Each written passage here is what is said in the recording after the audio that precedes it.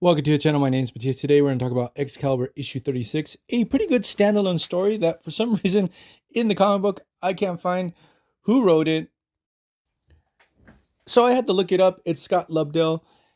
And the thing is that you see on the cover, we had like this battle between Excalibur and the Outlaws. So a lot of times when you have like these two superhero teams battling it out, they're throwaway stories or they're just fun because you get to see how both of them match up and stuff like that. Everything seems to always start with the classic superhero misunderstanding.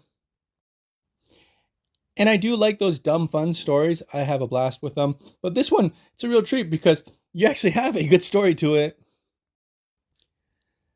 So everything starts off with a flashback to when Brian Braddock was a student. And he was diving into this world of studying radioactivity and investigating. And he had this mentor. His name is Dr. Walsh. So now we cut to the modern day where we have this protest outside of this laboratory where they do radioactive studies. Excalibur arrives to do some crowd control and help control the situation. And here we get the first hint that this story is going to be interesting because when they get there, Kitty Pryde thinks that they should side with the protesters, while Brian Braddock does not. Like, he's really much on the side of this laboratory and is super pro atomic energy. And the thing is that this sort of catches his teammates off guard. Then they go into this laboratory. And the head of this place is Dr. Walsh, Captain Britain's old mentor, who totally knows that Captain Britain is his old student, Brian Braddock. He's like, that mask doesn't fool me. I spent many, many hours with you. I know you well.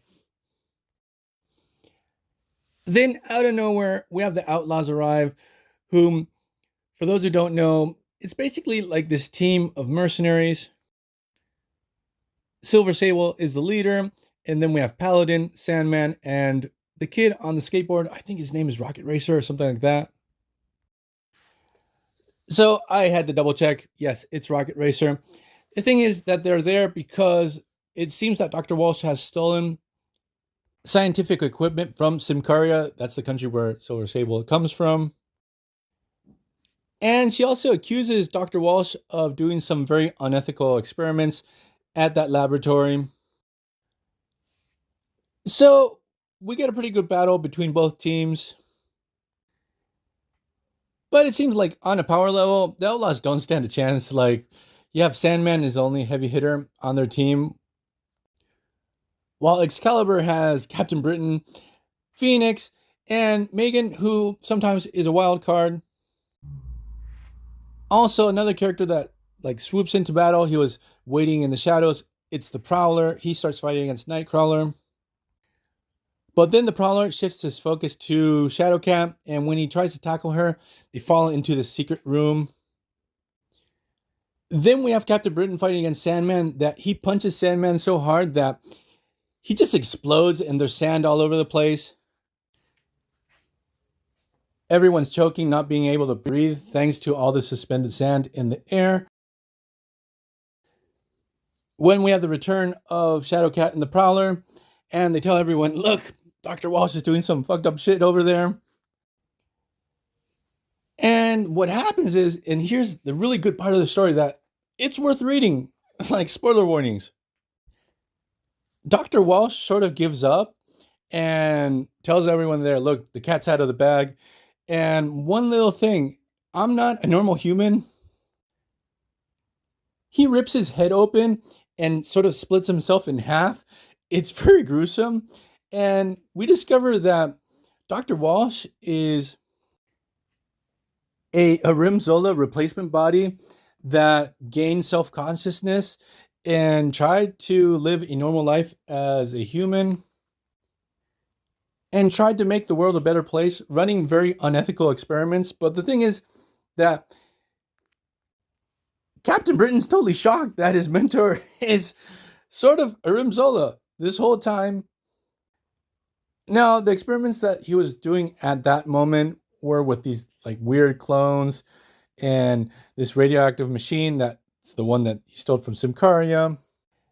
And this investigation was going to be like groundbreaking and just fix so many problems in the world. But again, what he's doing is really wrong.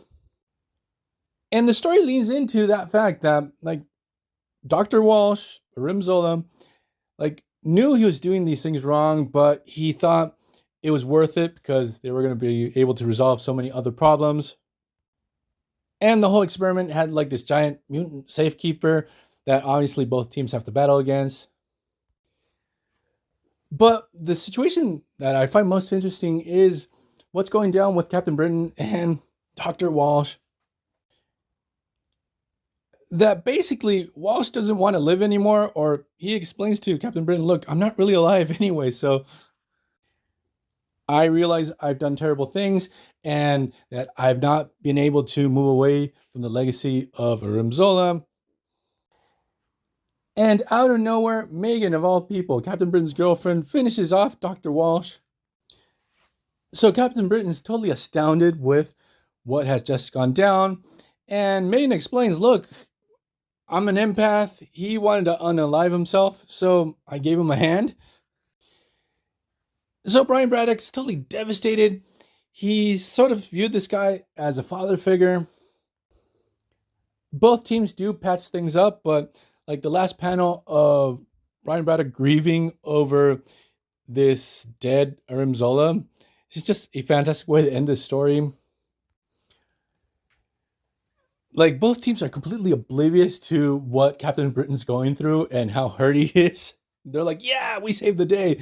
And the other guy's just bawling, crying. So we're going to leave this video here. I hope you guys liked it. See you guys next time. Bye.